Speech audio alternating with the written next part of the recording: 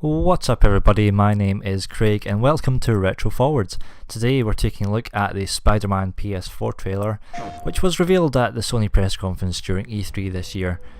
Of course, after many rumours that Sucker Punch, the developers of Infamous, and even Platinum Games, the developers of Vanquish and Bayonetta and most recently Scalebound, were going to make a Spider-Man game, here we have the real developers, Insomniac Games, which of course produced the Ratchet & Clank series and Sunset Overdrive on the Xbox One, which was a fantastic game by the way, you should all play that.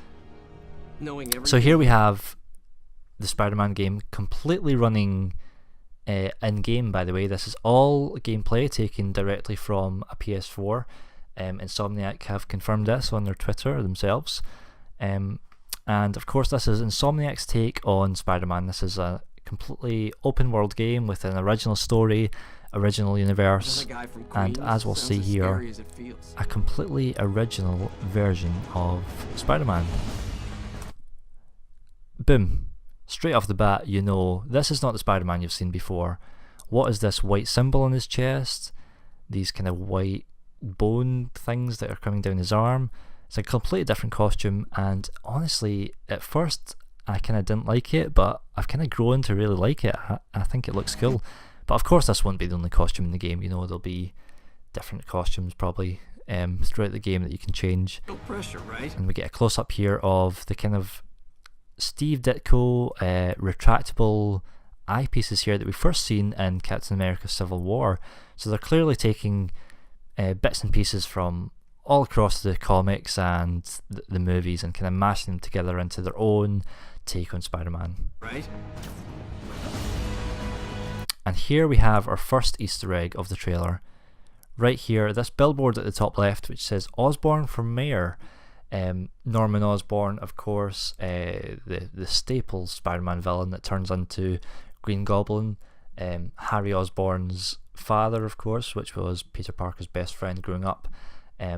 Now Osborn in the comics has been kind of known to make plays for power. This kind of seems what's happening here. He's making a play for mayor, taking control of New York City for his own evil gain or whatever. Spider-Man swinging through the city. Now this is just awesome. Let's rewind this here. So we get an inside a kind of cafe environment here with Spider-Man swinging through. Let's go frame by frame. Okay, so as we said, this is real gameplay. These are real in-game characters with real AI. And the first thing to note here, right here at the bottom left, this guy reacts to Spider-Man kind of flying through the air, and then a number of other people do. And then this poor couple just having a quiet day. Boom, he lands on their table, destroys their laptop, destroys their cute dinner, their food is everywhere. Spider-Man's a menace.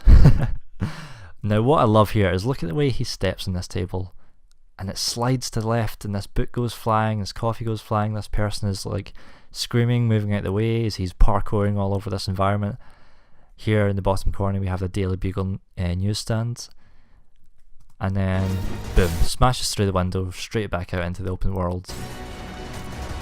Now here we have enemies of Spider-Man. These are known as the Inner Demon Gang, run by big kind of Spider-Man villain in recent years, Mr. Negative, which was first introduced in the Brand New Day storyline in the comics. And Mr. Negative is this kind of huge gang leader villain of these inner demons. He has a multiple personality disorder. So by day he goes by this character called Martin Lee, who is this very charitable kind of person, but he doesn't realise that on the side he has this other personality, Mr. Negative, who is this crime lord of New York trying to take over Chinatown with this crazy inner demon gang. And we'll kind of get onto a bit of that later. Here's one of the big thugs, and I love the way he just, look at this slow motion, this swinging acrobatic across the city. And if you look down here you can see all the pedestrians, all the cars. This is an open world game, so you're going to be able to explore all these different environments, actually walk in the streets among these people, among these cars. And oh my gosh, look at this takedown. That was just gorgeous. Again, real gameplay. This looks like a real kind of, if you've played the Arkham games, developed by Rocksteady. This is very reminiscent to one of kind of Batman's flying down from a height and just taking someone out. Boom. There's a kind of Spider-Man version of that. Now here, don't know if you can see that in the background, this feast building here. Now that stands for Food Emergency Aid, Shelter and Training. This is kind of a soup kitchen kind of environment place, if you will. This is run by Martin Lee, who is of course the alternate personality of Mr. Negative. This is his kind of charitable organisation that he runs by day under Martin Lee. He doesn't even realise that he's Mr. Negative. He runs this soup kitchen. Even in the comics, Aunt May kind of volunteers at this place just to kind of help out the kind of lower people in society that kind of can't get by in New York City. And of course, mirrored by the fact that here's this inner demon gang running past this building, this charitable building, just wreaking havoc. Here's a really cool close-up of Spider-Man flying through debris, flying through this kind of building here, and we get the retractable eyes, paint flying everywhere. Here in the background we see the Freedom Tower. So of course, Marvel Universe all takes place in the real world. This is real New York City, current day of course. There is the Freedom Tower in the background, and you know that this really kind of takes place in a real life version, if you will, of New York City. Boom, takedown here. Here we have a really cool environmental takedown. So here he rips this electrical box from the side of the building, swings around, smashes this guy. He's taken out. So that's going to be a big part of kind of gameplay, environmental takedowns. That's kind of focus on utilising the environment. Oh my gosh, look at these stunts. I don't know where he's coming from, but he's swinging up past this crane, back down again, and then boom. This has got to be an Oscorp building here with the letters flying off. This building being completely destroyed by what looks like this crane. Spider-Man swinging past it. More of the inner demon gang villains here. Here we have Spider-Man running straight up a wall. Just vertically straight up a wall. Buildings exploding, fires everywhere. Now this looks to be part of a kind of bigger set piece in game here. We have Spider-Man swinging along this door of the kind of the gang's van here. We have him on the top of the van, dodging this sign that's exploding, punching this guy, or kicking this guy even in the face. This van is kind of, looks like it's ramming through this little side alley. And that's it, the new Spider-Man logo there. Of course, this game is unnamed, it's just going by hashtag Spider-Man PS4 at the moment. Let's just rewind this back to the start because we've still got loads to talk about. So of course, developed by Insomniac, which act often as a second party developer to PlayStation. That is the main reason why this game is exclusive to PS4.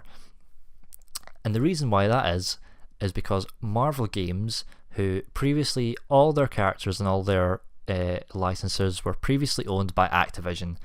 That is not the case anymore. Activision do not own any of Marvel's characters, kind of similar to what's happening in the movie universe. Marvel are getting a lot of their characters back. Marvel Games now own all the licenses to their properties, their characters, and they can kind of now choose to do whatever they want with them. And this is the first venture. They're giving Spider-Man to Insomniac Games, which is a brilliant play.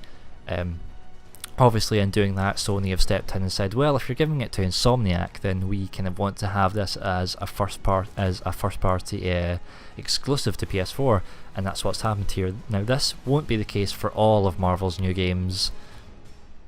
You know, they can pick and choose whoever developer they want really, so they could, for example, give an Iron Man game to a developer that is much closer to Microsoft, and that could end up being an Xbox exclusive, or they could just, you know, throw around whatever third-party developers they want and kind of get their games on both systems. It's really a case-by-case basis, and we'll find out a lot more on that on the kind of the coming years and what is the next Marvel game after this. Now, let's focus on the game itself. Insomniac Games, what have they told us about the game? Well, they've told us that it's a focus on traversing with parkour and utilising the environment. Here's a quote from their website. "This isn't the Spider-Man you've met before or seen in the movie. This is an experienced Peter Parker who's more masterful at fighting big crime in New York City." So clearly this isn't the Spider-Man from the movies. He's a bit older, he's been Spider-Man for a few years, he's used to dealing with these threats, he's really kind of well versed in combat, as we see multiple times throughout this trailer. And back to that quote on the website, it says, "At the same time, he's struggling to balance his chaotic personal life and career while the fate of 9 million New Yorkers rests on his shoulders." So clearly there's a bigger threat at play here than just this Mr. Negative gang villain. There's going to be what looks like gangs all throughout New York that Spider-Man's taking out. We just get a glimpse of one of them here in this trailer. I would suspect we'd see quite a few of Spider-Man's big named villains. Clearly New York itself as a entire city is at threat. We'll kind of come to see more of that in the later trailers, which I can't wait for. So when does this game release? Well, it doesn't have a release date yet, but as I've said previously, this is real gameplay running on a real PS4, so you've got to assume that this game is not that far out. Now, the Spider-Man Homecoming movie releases July 7th, 2017. I would suspect that this game would probably be released around then. That's 12 months out. That's not that kind of fits well within the time frame that you'd expect. Now, whether Marvel want to kind of market a Spider-Man movie and a game at the same time, I don't know. They might not want to do that. They might want to space them out a month apart or so. But yeah, I would expect this game to be kind of releasing mid-2017. You know, if this is real gameplay that we're seeing, I mean, the game's got to be close to finished, you'd assume.